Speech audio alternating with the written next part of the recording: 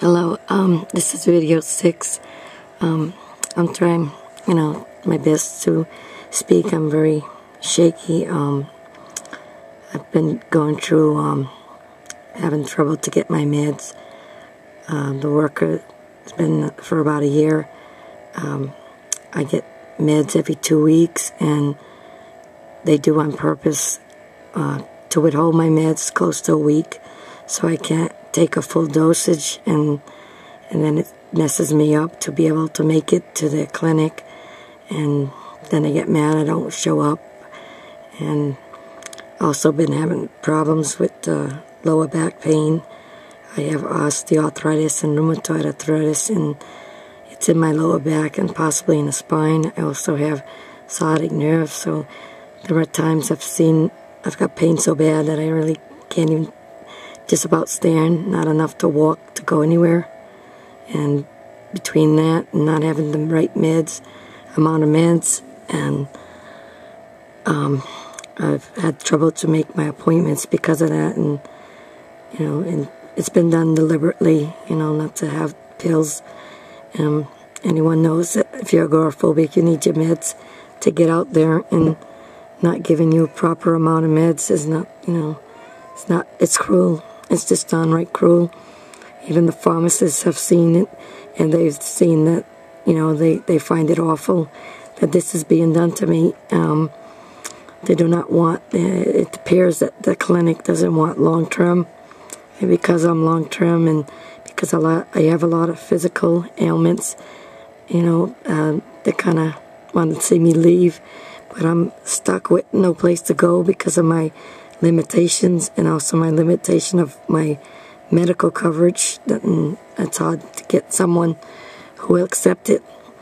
I've also been going through retinal eye problems where my brother, for no reason, took a box of granola bars and just shoved it and hit me in the corner of the eye, and it's screwed up my eyes where I see spotty. I see like round balls of light sometimes going up and down on the side of my eyes, and I haven't been able to get to the retina specialist either, which is quite far away, and my panic is so bad I can't even go there either. So that's been on hold. And I'm very nervous, hoping I don't go blind.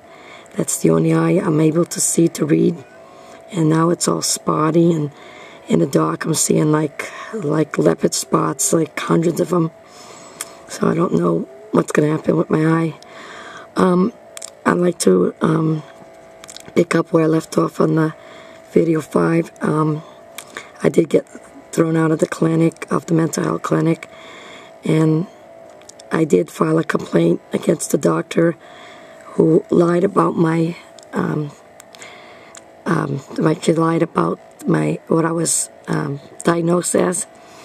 So I filed a complaint with the state and doctor's discipline. Nothing was really done of it, and that was back in 1997. In 2004, that same doctor got into other troubles, giving medications and painkillers and stuff, and I don't know, some other things that she did wrong, and it took 2 years more, and they finally took her license away from the state I live in. Heard she has many licenses in other states too, so I don't think it was a big loss to her. She just got to go live back in the other state she lived in, and I guess since she can continue with the practice. Unfortunately, 2 people under her care passed away due to the overdoses of meds they were on.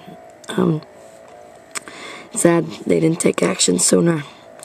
Well, after I got out of the clinic, I had gotten in touch with someone that I knew that was sometime on call at the clinic for the emergency line, and she did not work really for the clinic, but she was just worked on the on-call line, and she owned her own, at the time, clinic in a different state, but not too far from the state I'm in, and she knew of a physical doctor that would make home visits. Only thing is, she did not accept my medical coverage, so I had to pay, but the fee wasn't too bad. I have to admit, it wasn't, it wasn't that, I was able to pay it, and so that was working out okay to get my meds. The doctor used to come to my house, and a lot of times she mostly fall asleep, snore loudly. So most of the time she'd come to my house, she'd be sleeping through most of my appointment. I didn't complain much because, the main thing is I get my meds, try to be happy of that. I really didn't need too much people to talk to. After going to the clinic, the mental health clinic, I was kind of burnt out of seeing social workers, counselors. I lived my life seeing how much they lie, how much they're not dishonest. When I walked out of that clinic, when they threw me out, I was at the point I couldn't stand to be in the same room with someone in that line of work. I could scream at the thought of being in the same room. It just stressed me out, burned me out from having people laugh at me, having people tease me, laugh at my illness, lie. I just couldn't take it anymore. At the time I was going out more in distance. I was going out as far as 2 miles if I got a ride with a trusting person. And today I'm not as well as that, which I will go into why. I was with the doctor that was coming to my house for about 6 years, 7 years maybe, close to 7 years. And during that time, when I was doing well, sometimes, she took me out in the car instead of her sleeping. I figured I had a choice between sitting and watching her sleep or get a ride and go out to the stores and go out and try to get out further, which was more beneficial to me. So I would go with her in the car. Some people would have probably never believed she was a doctor. She was a physical doctor, her car was full of clutter, trash, cans, soda cans, food cartons, all kinds of things. And it would take her about 5 minutes to move the stuff out of the way so I could fit in the car. And also, for about 2 years, she drove around. There would be no gas cap on the car, which the fumes were not too pleasant to smell. And I often wondered, when I hope nobody throws a cigarette, will blow up if they do. So, but you could see just how desperate I was to get out there and get better, that I put up with that anyway. And later on, my brother got into having her as a doctor too, wanted to have meds too, but he wasn't too much interested in going out. Just wanted to be able to go like 1 house away, 2 houses away without panic. My brother is a jealous person over me. I think he felt by my going out and doing well, it kind of showed him up because I took the panic, but he didn't, although nobody teased him about it. I just think it, people, neighbors, people around him, he must have said, she goes out further. She's not as physical good health as her brother, but she tries harder and toughens, takes the panic, because she desperately wants to get well. I mean, it was my brother's idea that I got to push hard because my dad is getting older, and not able to do stores now. And his girlfriend who give me rides is getting older, and she can't always help me to give me a ride.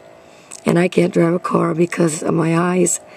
And right now I'm having a little trouble videotaping this because I'm seeing flashes of light of my eyes because of my retina problem from the injured eye. And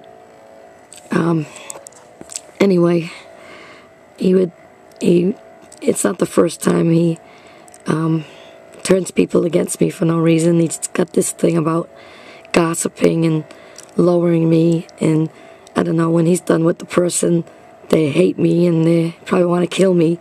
He's got this way of doing that, even though I didn't do anything wrong. He turned one of my aunts against me, made it look like I was the bad one in the family, and all the time he's the abusive one. It got to the point I didn't know about it before I went for a ride that day with the doctor. He had lowered me and complained he didn't feel I was doing enough housework. Now he does none at all. I do my best. I do get tired fast. I do get weak fast. But I do my best to do the housework the best I can. And I didn't know it, but he had talked to the doctor about that. So when I went in the car with her, out of the blue, I wasn't talking, I was just sitting in the car, and we were driving to the areas I was used to. She started to yell at me and totally flip out, screaming, "Your brother, housework." Now, I tried to talk calmly to her, said I do my best to do the housework and stuff, but nothing seemed to calm her down. She was just very angry, very flipping out of anger, even went to the point of putting her fists up to me, even though I was talking in a polite way. She drove me around, yelling and screaming, "Your brother, housework," was the only two words that came out of her mouth. And she drove me around for about an hour like that. Now, after I got home, I looked at her and I said, you know, I pay for my appointments. You know, I don't pay to go out.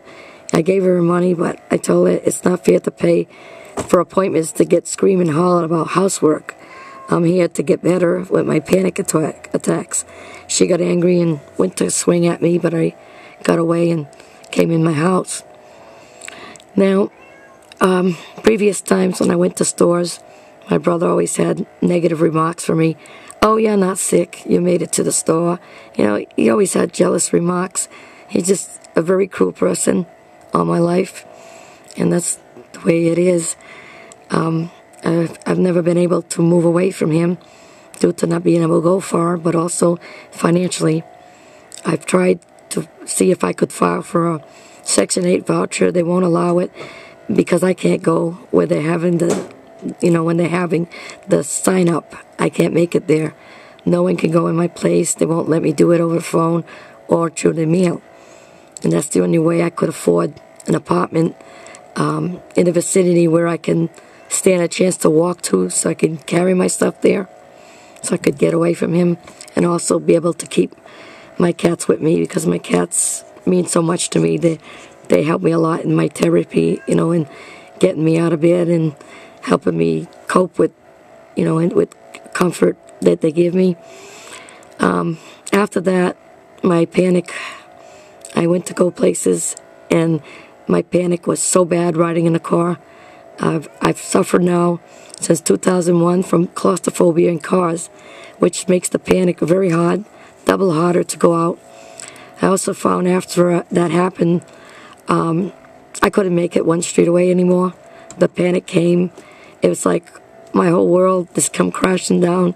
16 years of working hard to get out 2-3 miles away, all gone. I can't even make 1 mile, one street away.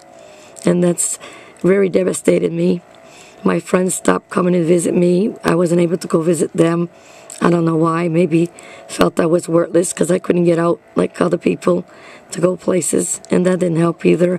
I needed them more than anything to kind of give me support, to tell me that it's going to be okay. Somehow you're going to get better again. But that didn't happen. And about a month later, I ended up in the emergency room, chest pains, circulation problems in my legs. And they later on found I had water in my legs, which I still do from osteoarthritis.